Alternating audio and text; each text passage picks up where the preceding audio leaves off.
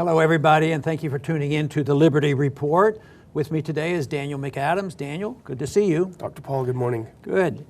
There's a special vote coming up on Sunday, and it's not in the United States. It's a little state over there in Spain, but it's still very important. Catalonia is having an election, but it's also going to serve as a referendum on whether or not the people of Catalonia would like to secede from the government of Spain. What do you think of this? Does this sound like a good deed, a good deal for them, or what do you think is going to happen? Well, I tell you, the bureaucrats in the EU are not happy at all. We remember how they lined up about Scottish independence, but they're furious. David Cameron and Angela Merkel have already chimed in and said this is going to be a terrible thing if you do this. They're warning them against it. So the elites and the bureaucrats are not happy. Well, you know, this debate has gone on for a long time. You know, I think there was a bit of a debate like this a couple hundred years ago when a few colonists decided that they didn't like to be under the king. And a lot of people are critical of us when we talk about secession, and they always refer to what they see as very negative about the secession of the South.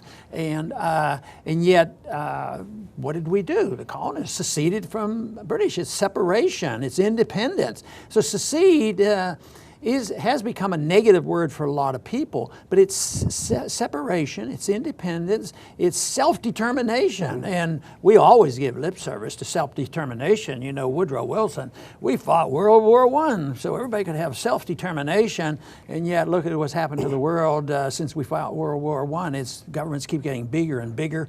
The United Nations and NATO and all these things, it's more and more government. So maybe this is the opening salvo for the breaking up. And with the turmoil in Europe right now, there's predictions and hope by some that the EU will break up. We see this migration problem around the world, especially in Europe right now. So maybe this whole notion is good. So I'm really pulling for those who like independence, because I believe self-determination is good.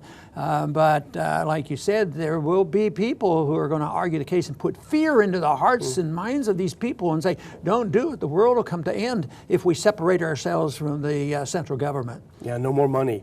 There is a lot of support among the population in Catalonia.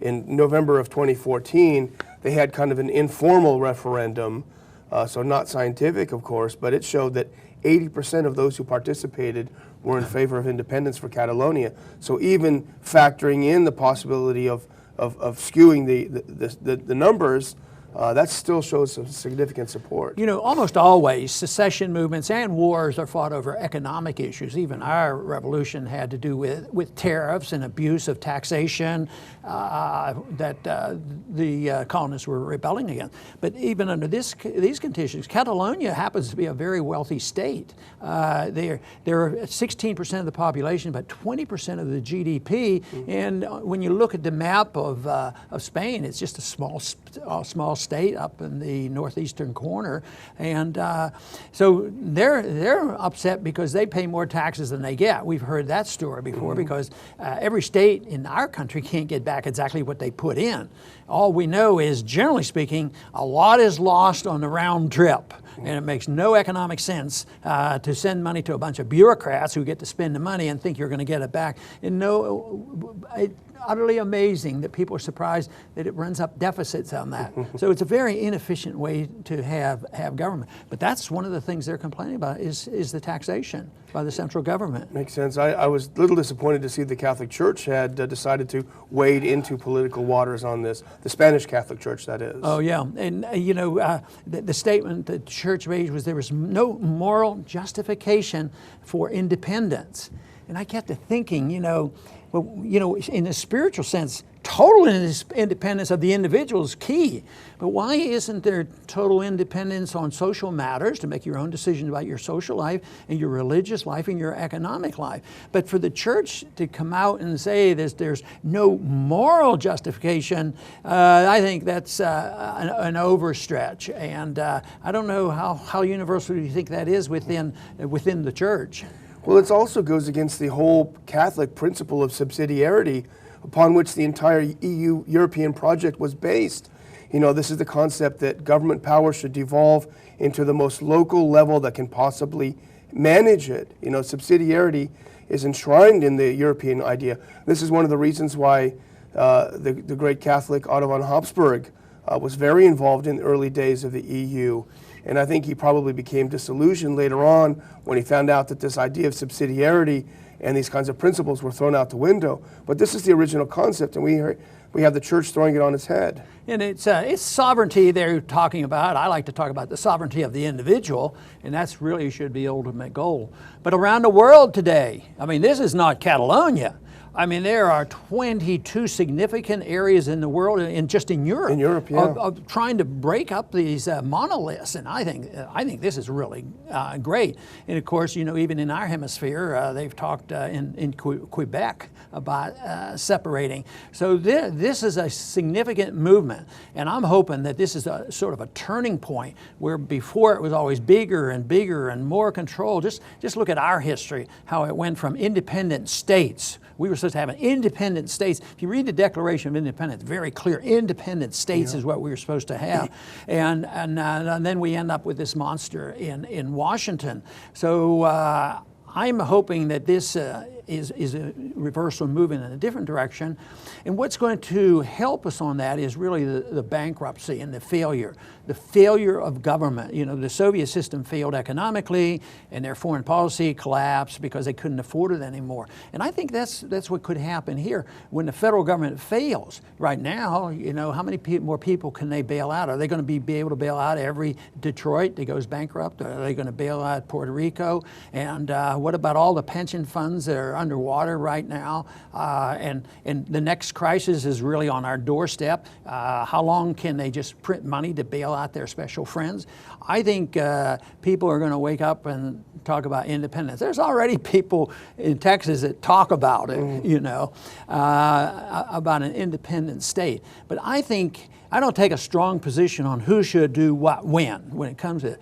But I think it's vital that the principle of leaving a larger unit of government should be honored. It should be the moral principle that if you feel coerced and you're forced into an arrangement, it's no different than forcing an individual into some type of economic or social or sexual arrangement that they object to. And I think people want smaller units of government, they ought to, but they ought to assume the responsibility. And the big problem is when the government's still powerful and influential and has money, then they threaten you, say, if you mess around with us, we're going to take away all your money. But what happens if they're bankrupt? They can't do that. So I think it would be a good sign that independence could be a powerful movement. And they do use fear, particularly in Europe. They use fear to coerce the people and to terrify them into thinking that they can't make any change.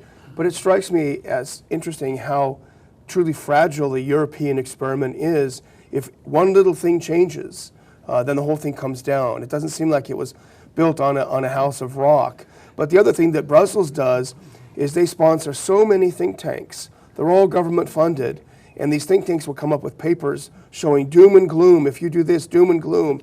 And so it terrifies people. So they're able to maintain their hold, stealing people's money to propagandize them. In a way, this issue of Catalonia should be a Spanish issue, But it's interesting that others like Cameron and others have something to say about it because they know themselves that this message could spread.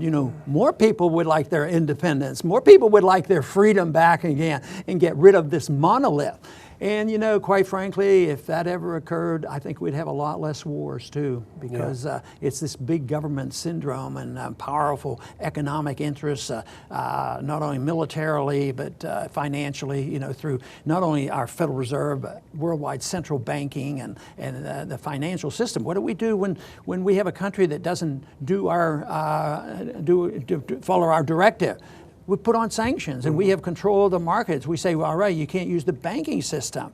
Well, someday is going to come along and the banking system is going to change. There will either be a replacement or they will have to change their ways. Yeah. So, but I want to thank everybody today for tuning into the Liberty Report, and this is an interesting discussion about Catalonia's vote this Sunday. Hopefully the people there will speak out and say independence is a good idea. I think the principle of secession is a good principle. It's basic to the freedom of all individuals. This is what created the United States, the idea that we could secede from the British Empire.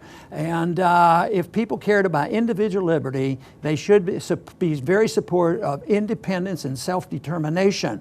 I am sincerely convinced that if we did this, it would be much better to have a free market economy thriving, and under those conditions there would be less international turmoil, and I am convinced there would be less wars being fought if you had smaller units of government and the people themselves were in charge. I want to thank everybody for tuning in today to the Liberty Report, and please come back soon.